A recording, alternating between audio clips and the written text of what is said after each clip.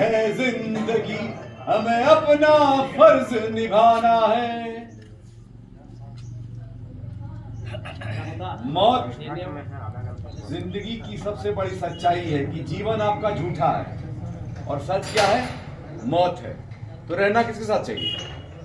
सच के साथ, झूठ नहीं, मौत के साथ नहीं बोल रहे हैं, सच के साथ या झूठ के साथ? सच के साथ रहना है, झूठ के साथ। तो आपके सामने खड़ा है, नाम हमारा है मौर्य वंशी संजय सरफरोश और काम है हमारा देश सेवा।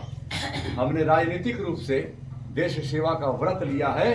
पंचायत से लेकर पार्लियामेंट तक अच्छे जनप्रतिनिधि बनना और बनाना हमारा मकसद है।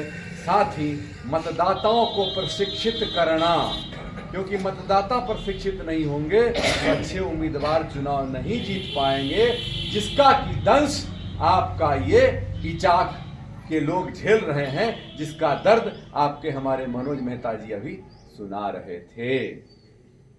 क्यों पता ही नहीं होता कि वोट देना किसको है, वो चाहे वो 100 साल का वोटर क्यों नहीं है। उम्र से ना कोई बड़ा होता, ना कोई पद से बड़ा होता, ना कोई धन संपत्ति से बड़ा होता, ना कोई डिग्री से बड़ा होता।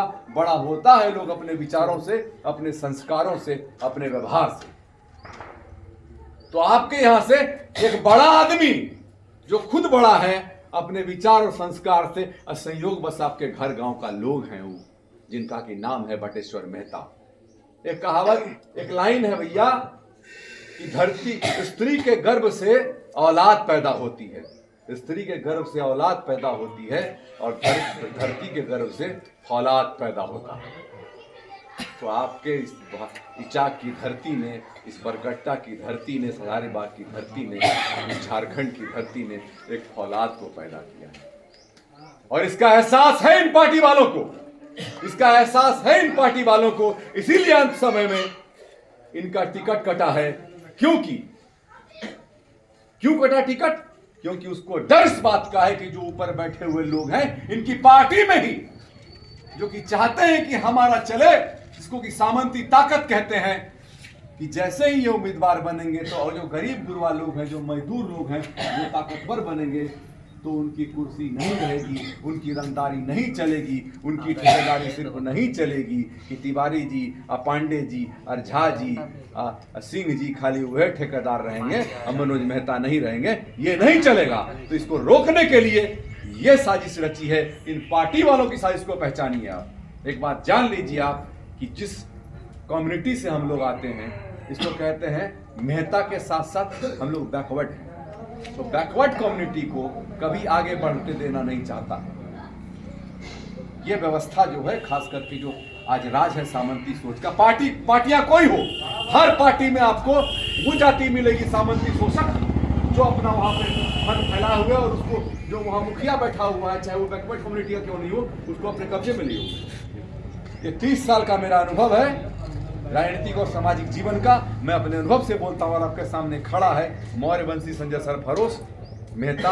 हम नहीं लिखते, हमारे यहाँ सिंह टाइटल चलता है। बिरादरी हम वही हैं जो आपके उम्मीदवार हैं, खगड़िया से चल के आए हैं। और सुनिए, छठ का पर्व मेरी माँ करती है और मैं उस महिला का, उस स्त्री का एक बड़ा बेटा हूँ सबसे। और जब हम चले वहां से पहला अर्घ के दिन, हम खरना के दिन ही चले थे और इतना दूर है बाउंड्री जो है, गेट जो है, मेन गेट, इतना दूर से गाड़ी ट्रेन निकल गई। इतनी दूरी से, क्योंकि एक नंबर प्लेटफॉर्म से ट्रेन खुल रही थी और 2 नंबर पे एक मालगाड़ी लगी हुई थी, तो हम दौड़ के भी नहीं पकड़ पाए चूंकि रास्ता नहीं था। हम देखते रह गए, तो हम खरना के दिन नहीं आ सके। तो ट्रेन जो मिस हुई तो खरना का प्रसाद हमको नसीब हो गया। और हम जब पैर छू के पहला रख के दिन सुबह सुबह चले माँ का, तो माँ के आंख में आंसू था।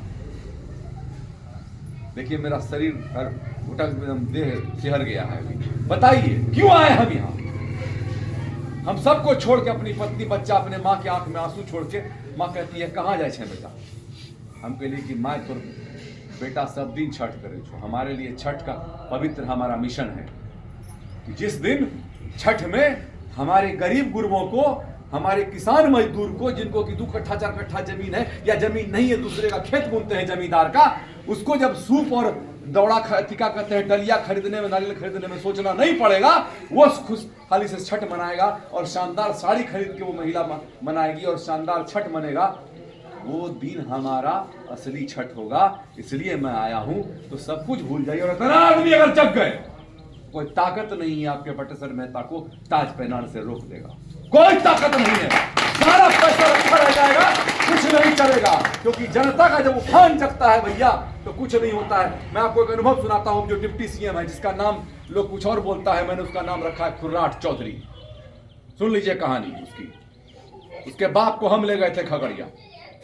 कोई जानता नहीं था खगड़िया में उसको कि कोई है। उसको कहता था चौधरी लिखे। जब ले गए उसको हम, तो वो कहता है कि केकरा लेना लो नेताजी, ये तो पासी के तो है।